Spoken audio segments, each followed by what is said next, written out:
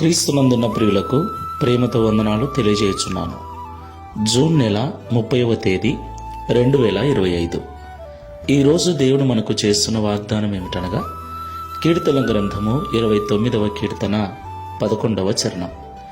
యెహోవా తన ప్రజలకు బలమును అనుగ్రహించును, యెహోవా తన ప్రజలకు సమాధానము కలగజేసి వారిని ఆశీర్వదించును.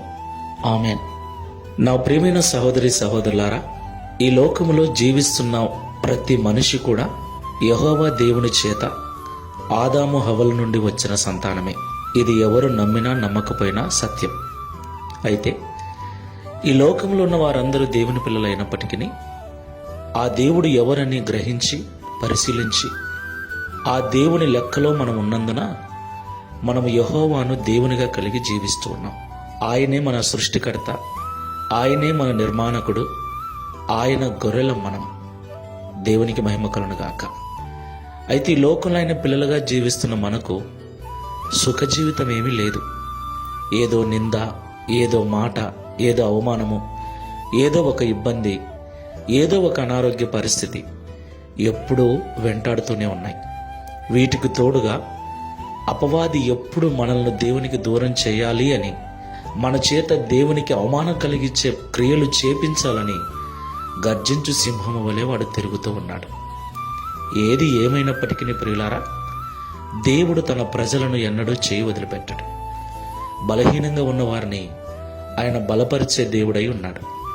తన ప్రజలకు బలమును అనుగ్రహించి తన ప్రజలకు సమాధానము కలగజేసి వారిని ఆశీర్వదించే దేవుడై ఉన్నాడని ఈ ఉదయకాల సమయంలో మనకు వాగ్దానం చేస్తున్నాడు. కాబట్టి మాటలు వింటున్న ప్రియ సహోదరి సహోదరులారా, దేవుని పిల్లలుగా జీవిస్తూ బలహీనులుగా ఉన్నారా? అనారోగ్యంతో ఉన్నారా? అసమాధానపు స్థితిలో ఉన్నారా? కొరతలతో ఉన్నారా? భయపడకండి. నిరీక్షణతో ప్రార్థనాపూర్వకంగా ఆయన వైపు చూద్దాం. ఆయన మనల్ని బలపరిచి మనకు సమాధానం అనుగ్రహించి మనల్ని ఆశీర్వదించుటకు శక్తి గలవాడై ఉన్నాడు. ప్రార్థన చేసుకుందాం. బలవంతుడు వగు దేవా, నిత్యుడు వగు తండ్రి, సమాధానకర్తవైన యేసయ్య, పరిశుద్ధమైన మీ నామమునకు స్తోత్రములు చెల్లిస్తున్నాం.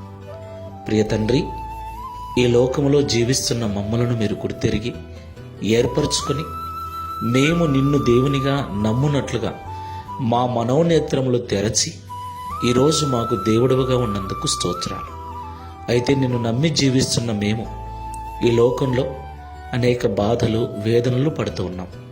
అయినప్పటికీ విశ్వాసమందు సన్నగిల్లక, నిన్ను ఆరాధించుటలో వెనుక తీయక, ప్రార్థనాపూర్వకంగా ముందుకు వెళ్ళినట్లయితే మీరు మమ్మల్ని బలపరచువారు, మాకు సమాధానం అనుగ్రహించువారు, మమ్మల్ని ఆశీర్వదించువారై ఉన్నారని మాతో మాట్లాడారు. ఈ ప్రార్థనలో ఏకీభవిస్తున్న మమ్మల్ని అందరినీ జ్ఞాపకం చేసుకుని మా స్థితిగతులు మార్చి నీ మహిమ కొరకు మమ్మల్ని ఆశీర్వదించి ఈ వాగ్దానమును మా అందరి జీవితంలో నెరవేర్చుమని, ఈ మాసమంతా కాపాడిన మీరు రాబో మాసంలో కూడా నీ కృప చూపి నడిపించుమని యేసు నామములో ప్రార్థిస్తున్నాము తండ్రి. Amen. Praise the Lord. God bless you.